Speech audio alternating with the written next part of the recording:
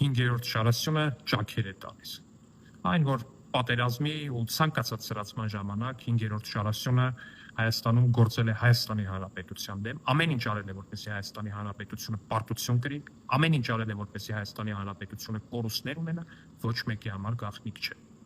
Բայց այն, որ Ռոբերտ Քոչարյանի ամենամոլի երկրպագուներն են սկսել սա խոստովանել, այս արդեն նորություն է։ Խնդրում եմ միասին լսենք Ռոբերտ Քոչարյանի ամենամոլի աջակիցներից, նախկին ամենամոլի աջակիցներից Գառնիկ Իսագուլյանի այս կարճ հատվածը։ Որից մարդիկ, որոնց Աստված ասում է ես, ասեցին ինչ ես ամեն օր եթերում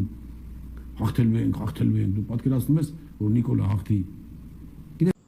Ակնհայտ է, որ մարդը, ում աստվածացնում էր Գառնիկ Իսագուլյանը, Ռոբերտ Քոչարյան։ Ակնհայտ է, որ մարդը, ում համար Հայաստանի պարտությունը սեփական հաղթանակ էր, դա Ռոբերտ Քոչարյան։ Ակնհայտ է, որ Հայաստանում 5-րդ շարասյունը գլխավորվում է Ռոբերտ Քոչարյանի կողմից։ Ու ակնհայտ է, որ այս մարդիկ չունեն ոչ մի սրբություն։ Ակնհայտ է, որ այս մարդկանց համար ինչքան վատ է Հայաստանին, այդքան լավ է այս մարդկանց։ Այնուամենայնիվ ողջունում եմ Գառնիկ Իսագուլյանի ապաշխարանքը։